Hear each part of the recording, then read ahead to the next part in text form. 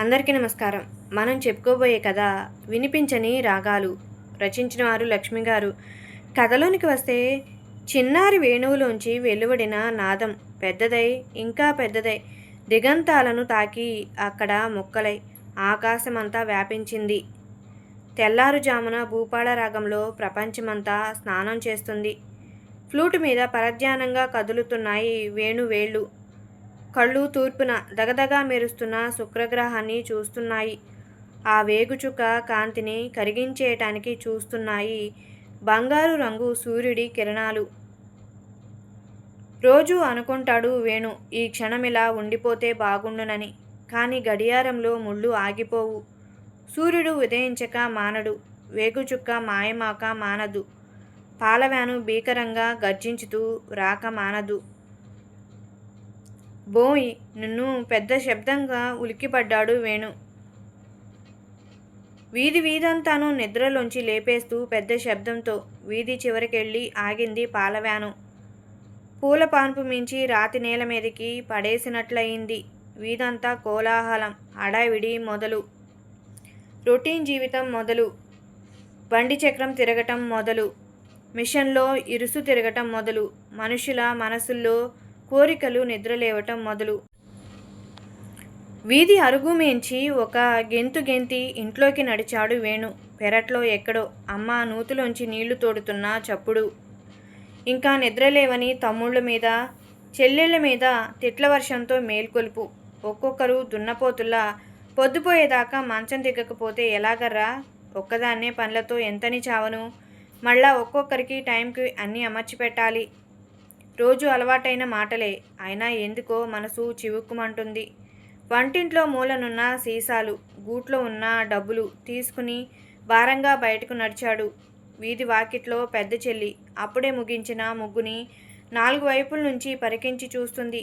పాల సీసాలతో బయటకు నడవబోయిన వేణు చప్పున ఏదో గుర్తొచ్చినట్లు ఆగిపోయాడు. ఏమా రాధా, ఇంటర్ ఫస్ట్ క్లాస్లో పాస్ అయ్యావు కదా, ఏం చదువుకుందామనుకుంటున్నావు? నాన్న కాలేజీలో జాయిన్ చేసినప్పటి సంగతి కదన్నయ్య అంది నిర్లిప్తంగా ముగ్గుకేసి చూస్తూ. బిఏ లిటరేచర్ చదవకూడదు, లేకపోతే సంగీతంలో డిగ్రీ చేయకూడదు? ఆసక్తిగా అడిగాడు. అదోలా నవ్వింది రాధ. ఎందుకన్నయ్య? బిఏ లిటరేచర్లు సంగీతాలోనూ గుమస్తా ఉద్యోగాలు కూడా రావు. టైపు షార్ట్ హ్యాండ్లో జాయిన్ అయ్యానుగా, అవి నేర్చుకుంటానులే. బీకాంకి కట్టుదామని చూస్తున్నాను. 3 ఏళ్లు మెల్లిగా కష్టపడితే ఏ బ్యాంకులోనూ ఉద్యోగం సంపాదించేసుకోవచ్చు. అప్పుడింకా నాన్న రోజు నా పెళ్లి గురించి బాధపడనక్కర్లేదు. ఏమంటావన్నయ్య? వేణు మనసంతా చేదుమందు తిన్నట్లయింది. ఇంత వ్యాపార దృష్టితో ఆలోచించడం ఎప్పుడు నేర్చుకున్నావమ్మా? నీ భావుకత్వం, నీ తియ్యటి గొంతు అన్నీ వేస్టేనా? పక్కుమని నవ్వింది రాధ. మన బతుకులే వేస్టు, ఇంకా గొంతుల దాకా ఎందుకన్నయ్య అంటూనే ఇంట్లోకి తుర్రుమంది. వీపున చెల్లున చర్చినట్లయింది వేణుకి. ఇంత పిల్లకి అప్పుడే ఎన్ని మాటలు? ఆశ్చర్యపోయాడు వేణు. భారంగా వీధిలోకి నడిచాడు. అప్పటికే చాలామంది క్యూలో నుంచున్నారు. ఇంకా చాలామంది పాలెక్కడ ఆగిపోతాయోనని ఉరుకులు పరుగులు పెడుతున్నారు. ఉరుకులు పరుగుల వ్యాపారం, లాభం నష్టం, స్వార్థం. ఈ రోజుని రొటీన్గా గడిపేసుకోవాలన్న తాపత్రయం. ఈ మనుషుల హృదయాల్లో రాగం లేదు. ఉన్నది కేవలం ఒక యంత్రం, ఒక రూపాయి నోటు, ఒక కోరిక, ఒక అసంతృప్తి వీచిక, అంతే. క్యూలో ఆఖరివాడు వేణు. సాధారణంగా రోజు ఆఖరివాడుగానే ఉంటాడు. ఆఖరివాడైనా అదృష్టం కొద్దీ ఆ రోజు పాలు దొరికాయి. లేకపోతే అమ్మ చేత మళ్ళా చివాట్లు. అవతలి వీధి గేదెలవాడి దగ్గరికి పరుగు. పాలు తెచ్చి వంటింట్లో పెట్టేసరికి అమ్మ కర్రల పొయ్యితో కుస్తీ పడుతుంది. తడిసిన కర్రలతో వంటిల్లంతా పొగ. అమ్మ కళ్ళల్లో ఎరుపు జీరలు. ఏమండోయ్, ఇదిగో మిమ్మల్నే, నిద్రలేస్తారా? 5:30 అవుతుంది. మళ్ళా 6 గంటలకల్లా ట్యూషన్కి పోవాలాయే. ఏంటో కర్మ. ఇన్ని తడికొరి ముక్కలు తెచ్చి నా నెత్తిన పడేస్తారు. ఈ పొయ్యి అంటించటంతోనే నా బతుకు తెల్లారేటట్లుంది. గాసు స్టవ్వు, ప్రెషర్ కుక్కర్లు కొనుక్కునే భాగ్యం మనకెలాగూ లేదు. ఒక కెరసనాయిల్ స్టవ్ అయినా వాడుకునే రాత నా మొహాన లేదు. అమ్మ గొంతులో కర్కసత్వం, రోషం, నిస్సహాయత్వం. తడికర్రలు తెచ్చి నెత్తిన పడేయటం నాకు మాత్రం సరదాటే. నీ కర్మ కొద్దీ బడిపంతుల్ని కట్టుకున్నావు. 4 ట్యూషన్లతో, పగలల్లా స్కూల్లో చాకరీతో. నీకు గ్లాసు పొయ్యిలే కొనిపెట్టనా? ప్రెషర్ కుక్కర్లే కొనిపెట్టనా? హాయిగా ఏ ఆఫీసర్నో కట్టుకోలేకపోయావా? కాలు మీద కాలేసి కూర్చునేదానివి కదా. నాన్న గొంతులో కోపం, దైన్యం, అలసట. పెళ్ళయి 25 ఏళ్ళు దాటుతుంటే ఇప్పుడు ఆ విసురులన్నీ ఎందుకు? కర్మ, నా రాతింతే. అమ్మ కంట్లో నీరు, పొగ వల్లో దుఃఖం వల్లో. చేతిలో పళ్ళపొడి వేసుకుని నూతిగట్టు దగ్గరకు నడిచాడు వేణు. మామిడి చెట్టు మీద కాకులన్నీ కోలాహలంగా ఎగురుతున్నాయి. జామ చెట్టు మీద పిచ్చుకలు కిచకిచలాడుతున్నాయి. తానో పిచ్చుకో కాకో అయితే అవడు. మనిషిగానే పుట్టాడు, మనిషిగానే పెరుగుతున్నాడు, మనిషిగానే చేస్తాడు. అప్పుడే విచ్చుకుంటున్న వెలుగు రేఖల్లో పాతబడిన పెంకులు ఇంకా నల్లగా కనిపిస్తున్నాయి. మధ్యతరగతి బతుకి ప్రతిబింబంలాగుంది ఆ పాతకాలం నాటి పెంకుటిల్లు. ఆ పాత పెంకుటిల్లు కూడా లేకపోతే ఈ మహాపట్నంలో ఇరుకు సందుల్లో, మురిక్కాలువల పక్క చీకటి గదుల్లో నో ఊహించలేడు. ఒరే వేణు, తొందరగా వచ్చి కాఫీ తీసుకో. చల్లారిపోతే మళ్ళీ వేడి చేయలేను. సంగీతము అంటూ ఆ కర్ర ముక్కను గంటల తరబడి పట్టుకు కూర్చోకపోతే కాసేపు చదువుకోకూడదు? ఆ బీకం గట్టెక్కేదెప్పుడో, నీకు ఉద్యోగం దొరికేదెప్పుడో ఆ దేవుడికే తెలియాలి. అమ్మ గొంతు వంటింట్లోంచి కంగుమంది. మౌనంగా వెళ్ళి కాఫీ గ్లాసు అందుకుని మళ్ళా పెరట్లోకొచ్చి నూతిగట్టు మీద కూర్చున్నాడు. అమ్మ నోట్లోంచి మృదువైన మాటలు విని ఎన్నాళ్ళు? ఎన్నేళ్ళయింది? అప్పుడెప్పుడో చిన్నప్పుడు, ఎన్నో యుగాల క్రిందట. కాఫీ తీసుకురా వేణుబాబు అని అమ్మ మృదువుగా, ఆప్యాయంగా, తీయగా పిలిచేది. అమ్మ పిలుపులోనే ఒక సంగీతం ఉండేది. ప్రశాంతంగా పనులు చేసుకుంటున్నప్పుడు నిండు చేతుల గాజుల గలగలలో తన చెయ్యి పట్టుకుని, చెల్లిని చంకలో పెట్టుకుని నడుస్తున్న కాలిమెట్టెల మోతలో, తమ్ముడికి పాలిస్తూ తీసే సన్నని కూనిరాగాల్లో అన్నింట్లోనూ సంగీతమే. పనులతో అస్తమానం పగిలిపోతున్నాయి. బోల్డు ఖర్చని అమ్మ చేతి నిండుగా గాజులు వేసుకోవటం మానేసి 2 రబ్బరు గాజులు ఎప్పటి నుంచి వేసుకుంటుందో గుర్తులేదు. కాలిమెట్టెలు కరిగిపోయి ఎప్పుడు రూపాయి నోట్లుగా మారాయో గుర్తులేదు. అమ్మ గొంతులో కూనిరాగాలు ఆగిపోయి నిష్ఠూరాలు ఎప్పుడు చోటు చేసుకున్నాయో గుర్తులేదు. కానీ ఇవన్నీ ఒక క్షణంలో జరిగినవి కావు. కాలచక్రం బరువు కింద క్రమక్రమంగా నలగగా ఏర్పడ్డ ఫలితాలు. కనీసపు ఆనందాల్ని కూడా రూపాయిల్లో కొల్చుకునే స్థితికి దిగజార్చిన పరిస్థితులు. కాఫీ తాగటం అయిపోయింది. అమ్మ, గోపి వాళ్ళింటికి వెళ్తున్నా. ఒరేయ్, కంబైన్డ్ స్టడీ అంటూ ఆ గోపిగాడింటికి పరిగెత్తకపోతే ఆ చదివేదో ఇక్కడే చదువుకోకూడదు? అక్కడికెళ్ళి చదివే వెలగబెడుతున్నావు. పోచుకోలు కబుర్లు వేసుకు కూర్చుంటున్నావు. గదిలోంచి నాన్న గొంతు భారంగా వినిపించింది. పరీక్షలయ్యాక మీకే తెలుస్తుంది నానా అంటూనే గబగబా వీధిలోకి నడిచాడు. నిజం తెలిసిన నాడు నాన్న ఏమంటారు? కంబైన్డ్ స్టడీ పేరుతో తను, గోపి సంవత్సరం నుంచి చేస్తున్న పని తెలిసిన నాడు కోపంతో చిందులు వేస్తాడా? దుఃఖంతో కన్నీళ్లు పెట్టుకుంటాడా? ఆనందంతో కౌగిలించుకుంటాడా? వేణు అడుగులు గబగబా పడ్డాయి. కనీసం 6 గంటలకైనా ప్రెస్సులో ఉండాలి. గోపి ఇంటి ముందర ఆగాడు. అప్పటికే గోపి బయలుదేరటానికి సిద్ధంగా ఉన్నాడు. హాయ్, గుడ్ మార్నింగ్, గోపి హుషారుగా అన్నాడు. వెరీ గుడ్ మార్నింగ్ వేణు, చెయ్యి కలిపాడు. Last day for the tiresome job, Gopi వేణుతో పాటు నడుస్తూ అన్నాడు. Last day for the routine life, Venu అలసటగా అన్నాడు. సంవత్సరం ఎంత త్వరగా గడిచిపోయిందో చూసావా? అవును మరి, అనుకున్నది చేతికందుతుంటే అలాగే ఉంటుంది. ఎన్నో మలుపులు తిరిగి ఇద్దరూ ఆ చిన్న ప్రింటింగ్ ప్రెస్లోకి ప్రవేశించారు. బోరుమని పనిచేస్తున్న మిషన్ ముందు కూర్చున్న వేణు చేతులు యాంత్రికంగా తన పనులు చేసుకుపోతున్నాయి.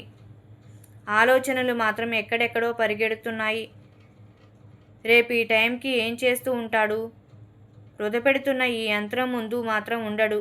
పెరట్లో ప్రశాంతంగా చెట్టు కింద కూర్చుని ఏ వేణునాదంలోనో, వీణానాదంలోనో మునిగి తేలుతూ, అది ఏ నాదమైనా పర్వాలేదు, ఈ నిట్టూర్పుల మధ్య నుంచి, నిరాశల మధ్య నుంచి, ఈ కృత్రిమమైన ప్రపంచం మధ్య నుంచి తనను తీసి బయటపడేయగలిగితే చాలు. ఆ కొన్ని గడియలైన డబ్బుతో కొనుక్కోలేని అనుభూతి మనసును తాకితే చాలు. ఈ పార్ట్ టైం జాబ్కి నెలకి 80 చొప్పున 12 నెలలకు 920 రూపాయలు. ఇన్నాళ్ళు ఆ జీతాన్ని యజమాని దగ్గరే దాచుకున్నందుకు వడ్డీ 40 రూపాయలు. మొత్తం 1000 రూపాయలవుతాయి. ఈ రోజుతో కాంట్రాక్టు పూర్తయింది. సంవత్సరం పాటు కాపాడుకున్న రహస్యం రేపటితో బద్దలవుతుంది. ఏడాది పాటు తను అలసటని, చదువుని, ఆలోచనల్ని పణంగా పెట్టి సంపాదించిన 1000 రూపాయలు చేతికొస్తాయి. తాను కలలో మాత్రమే చూడగలనన్న వస్తువు రేపు తన చేతికొస్తుంది. రికార్డ్ ప్లేయర్ కావలసిన రికార్డులన్నింటితో సహా. సరిగ్గా సంవత్సరం క్రితం గోపి ఆ ఐడియా చెప్పకపోతే తన కల కలగానే మిగిలిపోను. Thank you Gopi, thank you. రేపట్నుంచి మనసు అలసిపోయినప్పుడు భానుమతి తీయని గొంతులో, మనసు పరవశించినప్పుడు ఘంటసాల కమ్మని గానంలో, ఒంటరితనం మనసుని తొలిచినప్పుడు సైగల్ గొంతు, విషాదపు పొరల్లో మనసంతా మొద్దుబారి శూన్యంగా ఉన్నప్పుడు బిస్మిల్లా ఖాన్ సహనాయాలో. ఆ సంగీతంలోనే తాను మళ్ళా అమ్మలాలన పొందగలడు. ఆ సంగీతంలోనే తాను మళ్ళా కల్మషం లేని చిన్ననాటి చెలిమి రుచి చూడగలడు. ఆ సంగీతంలోనే తాను కన్నీటిని తుడిచే చేతి స్పర్శను పొందగలడు. సూర్యుడి కిరణాలు చురుక్కుమంటున్నప్పుడు వేణు ఇంట్లో కడుగు పెట్టాడు. ఆనందంలో తేలిపోతూ. జేబులో ఉన్న రూపాయల నోట్లు చేతికి ఎంతో మృదువుగా తగులుతున్నాయి. ఇంట్లో అడుగు పెట్టేసరికి నాన్న గుమ్మం దిగుతున్నాడు. స్కూల్కైనా నాన్న సైకిలేసుకెళ్ళకూడదు? జాలిగా చూస్తూ అడిగాడు. అక్కర్లేదులేరా, నడవటానికి ఈ కాళ్ళు అలవాటు పడిపోయాయి. ఆ వెధవ సైకిల్ ఏ క్షణంలో పంచర్ అవుతుందో తెలియదు. ఏ క్షణంలో చేను ఊడుతుందో తెలియదు. ఏదో ఒకరోజు అమ్మేస్తే ఆ 4 డబ్బులు మరే అవసరానికైనా పనికొస్తాయి. భారంగా నడిచి వెళ్ళిపోతున్న నాన్న వైపు దీనంగా చూశాడు. చక్కని సంగీతంలో ఎక్కడో చిన్న అపశృతి. ఇంట్లో అడుగు పెడుతూనే అమ్మ గొంతు గట్టిగా వినిపిస్తుంది. చెల్లి మీద కేకలు. ఒసే ఆడపిల్లవి, టైపు షార్ట్ హ్యాండ్ అంటూ వీధిలోకి పరిగెడితే ఎలాగే? ఎన్ని పనులకు నేనొక్కత్తెను చావను. 7:30 లోపున కాఫీలు, వంటలు, స్నానాలు ఒక్కత్తెను ఎంతకని చేసుకొనే. ఇవాళ మీ నాన్న కూర లేకుండా ఉత్త మజ్జిగ అన్నమే తిని వెళ్ళారు. మళ్ళా సాయంత్రం 5 దాకా రారేమో. ఏం చేయనమ్మా? ఆ టైప్ ఇన్స్టిట్యూట్ వాడు ఎంత బతిమాలినా పొద్దున తప్ప మరెప్పుడూ ఖాళీ లేదని చెప్పేశాడు. పోన్లేమ్మా, 5-6 నెలలే. ఆ తర్వాత నీకేం బాధుండదు. ఏంటోనే తల్లి, ఆ వేణుగాడి మీద ఆశలన్నీ పెట్టుకున్నాను. వాడు కాస్త చేతికి అందొస్తే కాస్త భారం తగ్గుతుంది. వీడేమో ఎప్పుడూ పుస్తకం పట్టుకున్నట్లే కనిపించడు. ఎప్పుడు పాస్ అవుతాడో, ఎప్పుడు ఉద్యోగం వస్తుందో. అమ్మ గొంతు నీరసంగా వినిపించింది. అన్నయ్య గురించి నువ్వెందుకు బెంగ పెట్టుకుంటావమ్మా? అన్నయ్య ఎప్పుడైనా ఫీల్ అయ్యాడా? అయినా నేను మరో 7-8 నెలల్లో టైపింగ్ లోయర్ పాస్ అయిపోతానుగా. ఎక్కడైనా చిన్న ఉద్యోగం సంపాదించేసుకుంటే కొన్ని వస్తువులు మెల్లమెల్లగా కొనుక్కోవచ్చు. నాన్నగారికో సైకిల్, నీకో ప్రెషర్ కుక్కర్, గ్యాస్ స్టవ్, ఇవన్నీ మెల్లమెల్లగా కొనేసుకుంటే కొన్ని బాధలు తగ్గుతాయి. చెల్లి గొంతులో ఆశ తళుక్కుమంది. స్వేచ్ఛగా ఆకాశంలో ఎగురుతున్న గాలిపటం దారం తెంపేసినట్లయింది. నీరసంగా అరుగు మీదే కూలబడిపోయాడు. ఏంటోనే తల్లి, ఆఖరికి ఆడపిల్ల సంపాదనే తినవలసి వచ్చేట్లుంది. లోపల నుంచి అమ్మ మాటలు నీరసంగా వినిపించాయి. మనసులో ముళ్ళు గుచ్చుకున్నట్లయింది. జేబులో డబ్బు మోయరానంత బరువుగా అనిపిస్తుంది. ఏదో పని మీద బయటకొచ్చిన అమ్మ, నువ్వెప్పుడొచ్చావురా? ఇవాళ కాలేజీ లేదేంటి? ఇక్కడే కూర్చుండిపోయావు? ఆశ్చర్యంగా అడిగింది. ఇవాళ సెలవమ్మా, రేపు ఉగాది కదా. 2 రోజులు సెలవిచ్చేశారు. అప్రయత్నంగా అబద్ధమాడేశాడు. అమ్మ లోపలికెళ్ళిపోయింది. వేణు అరుగు మీదే కూర్చున్నాడు. సాయంత్రం దాకా అలా కూర్చునే ఉన్నాడు. సాయంత్రం 4 అయింది. అనుకున్న ప్రోగ్రాం ప్రకారం ఈ టైంకి బజార్లో ఉండాలి. నిన్ననే షాపు వాడికి ఆర్డర్ ఇచ్చేశాడు. ఏ రికార్డులు కావాలో. రేపు ఉగాది నాడు తెల్లవారుతోనే అందర్నీ ఆశ్చర్యపరచాలి. బిస్మిల్లా ఖాన్ సన్నాయితో ఇంట్లో అందరికీ మేల్కొల్పు పాడాలి. అందరూ ఆశ్చర్యానందాలతో లేచి ఉక్కిరిబిక్కిరవుతుండగా అసలు రహస్యం అందరికీ చెప్పేయాలి.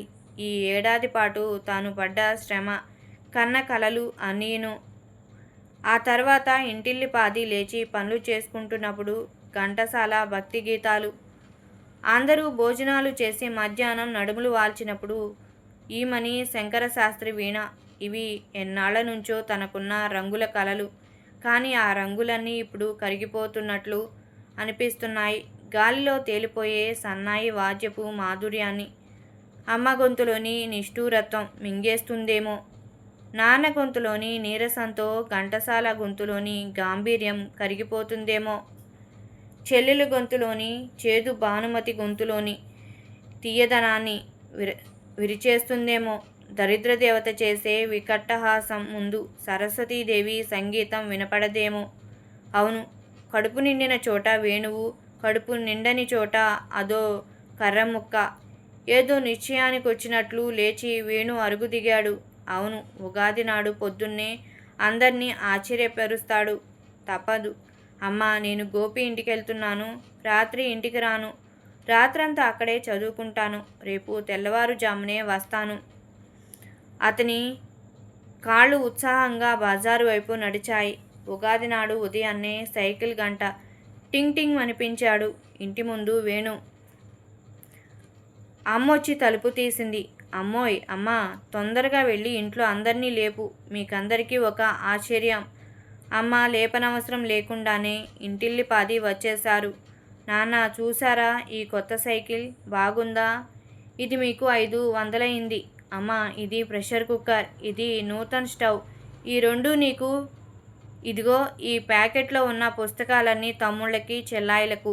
టెక్స్ట్ పుస్తకాలు లేక రోజు వీళ్ళని వాళ్ళని అడిగి ఇబ్బంది పడుతున్నారు కదా. రాది, ఈ గాజుల ప్యాకెట్లు తీసుకో. ఇక నుంచి నువ్వు అమ్మ చేతి నిండా గాజులేసుకోవాలి. గడగడా చెప్పేశాడు వేణు. అందరూ ఆశ్చర్యపోయి చూస్తుండగా అప్పుడు చెప్పేశాడు తను సంవత్సరం నుంచి చేస్తున్న పని. ఆ రోజు తెల్లవారుజామునే తమ్ముళ్ళు సంబరంగా కొడుతున్న సైకిల్ గంటల మూతలో మధ్యాహ్నం తర్వాత త్వరగా పనులన్నీ ముగించుకొని అమ్మ వత్తులు చేసుకుంటూ తీస్తున్న కూని రాగాల్లో, సాయంత్రం పక్కింటి స్నేహితురాలతో అన్న గురించి గర్వంగా చెప్తూ చెల్లెలు నవ్వుతున్న కిలకిల నవ్వుల్లో, రాత్రి అట్టే అలసిపోని నాన్న నిశ్చింతగా కూర్చుని చదువుకుంటున్న భగవద్గీత శ్లోకాల్లో, అన్నింటిలోనూ సంగీతమే. ఆ వినిపించని రాగాల్లో తన్మయుడవుతూ ఎప్పుడో వినిపించబోయే నిజమైన రాగాల గురించి కలలు కంటూ నిద్రలోకి ఒరిగాడు వేణు.